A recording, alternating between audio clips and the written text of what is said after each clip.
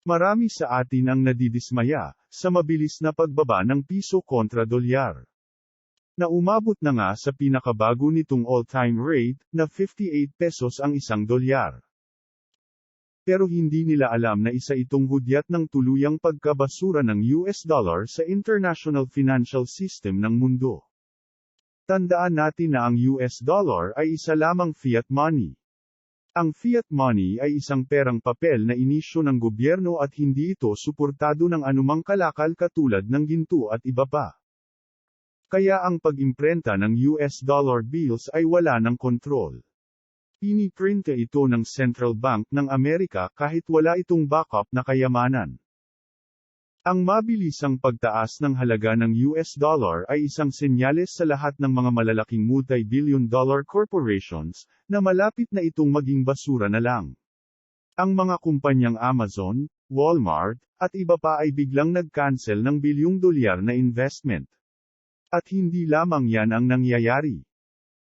Ipinag-utos na din ni Pope Francis na kailangang maibalik na ang lahat ng mga assets, mga ginto ng Vatican, na nasa iba't ibang mga bansa sa kanilang central bank, bago magtapos ang September 30, 2022. Ang pagkamatay ni Queen Elizabeth ay hindi lang nangangahulugan ng pagtatapos ng isang panahon ng monarkiya, kundi ito rin ay nangangahulugan ng pagtatapos ng isang pandaigdigang sistema. Sistemang may kinalaman sa international financial and banking system, economic system, global government structures, at monumental change of geopolitics.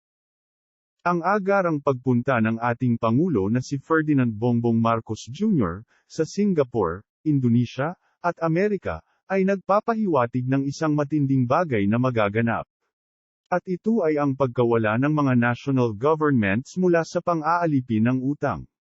Sa pagbagsak ng US dollar, ay siya namang pagpapakawala ng milyon-milyong bulyo ng ginto ng iba't ibang bansa na kinokontrol ng mga elitistang banking cabal sa loob ng mahabang panahon, pabalik sa kanya-kanyang may-ari nito. Inumpisahan ng Russia at China, susunod ang lahat ng mga bansa, kasali mismo ang bansang Amerika. Sa tuluyang pagpapalit ng sistemang pinansyal ng buong mundo, at ng utang base sa dolyar, ay biglang mabubura. Bawat bansa ay magbabalik sa Gold Standard International Monetary System. At ang people of the Philippine Island na siyang itinalaga ni Pangulong Ferdinand E. Marcos, na co-owner, at co-beneficiary, ng Wealth for Humanity ang magiging bagong Amerika, sa Asia, na siyang maharlika. Ang pagpapatunog ng bell ng New York Exchange noong September 19, 2022. Ay hindi lamang ito simpleng seremonya, ng pagtatapos ng stock market ng araw na iyon. Ito rin ay nagpapahiwatig ng stock market crash o recession na magaganap. Kung saan, tuluyan ng ibabasura ang US dollar, at hudyat ng pagbabalik ng buong mundo sa gold standard. At bilang signatory na magbubukas ng Wealth for Humanity, tumindig si Pangulong Ferdinand Marcos Jr. bilang representante ng 110 milyong Pilipino, na siyang kinikilala ng United Nations bilang co-signatory ng mga kayamanang ito.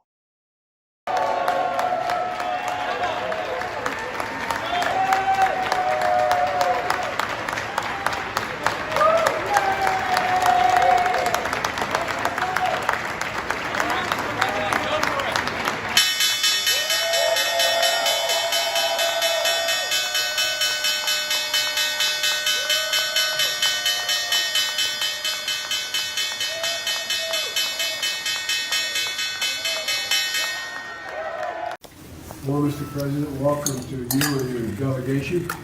I think I woke you up election night. I called you so late to congratulate you, but it's a great victory, and and my best to your wife as well.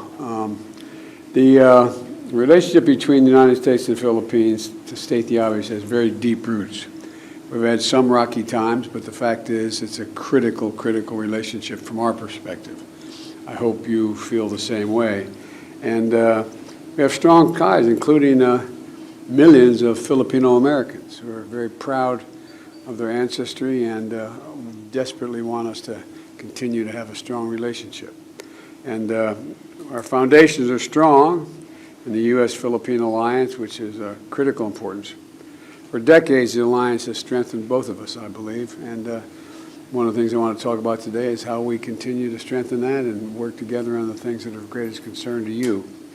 Today, I look forward to discussing the opportunities for a wide range of issues, including COVID-19 recovery, energy security, renewable energy. I was impressed with the work you did on windmills and a whole range of other things. You and I both think that's the future. We can do a lot.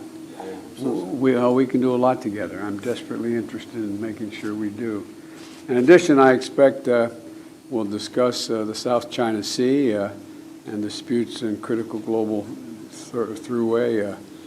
I've spent a lot of time with not only the President of China but others about the international waters and how they have to be respected, and we should talk about that a little bit, I hope. And we're also thank you for your position on the war against Ukraine and by Russia and how it's impacting energy prices and food prices. And we're working very hard to be able to do something about that. And so we want to talk about human rights, talk about a whole range of things, but I mainly am interested to know what's on your mind and how we can continue to strengthen this relationship. And again, congratulations. Thank you, Mr. President, and thank you. We're very happy for the opportunity to meet with you, despite the schedules that we both have to deal with. You came a little further than I did. The relationship, the 100-plus-year-old relationship between the Philippines and the U.S. continues to evolve as we face the challenges of this new century and the events that we have been watching over the past few months, really. So we have very much to discuss in terms of redefining, I suppose, in many ways. But the role of the United States in maintaining the peace in our region is something that is much appreciated by all the countries in the regions and the Philippines especially. We feel that we are especially fortunate because we have a very strong foundation of a very long relationship and strong relationships on various facets, not only political, not only diplomatic, but also economic. And of course, there is the very large Filipino population that have chosen to live and make their lives here in the United States and have been very successful. Again, we would like to thank the United States for the massive help that we received during the pandemic with the provision of up to 35, almost 36 million doses of vaccines very early on, ahead of some of the other countries, and for that we are very, very grateful. We continue to look to the United States for that continuing partnership and the maintenance of peace in our region. In terms of the geopolitical issues that we face in this day and age, the primary consideration of the Philippines and the guiding principle of the Philippine foreign policy is to encourage peace. And I hope that we will be able to discuss further the roles that our two countries will play together and individually as we continue down that road, maintaining peace despite all the complexities that have arisen in the past few months, I suppose. So thank you again, Mr. President, for making time to see us. We are your partners, we are your allies, we are your friends. And in like fashion, we have always considered the United States our partner, our ally, and our friend.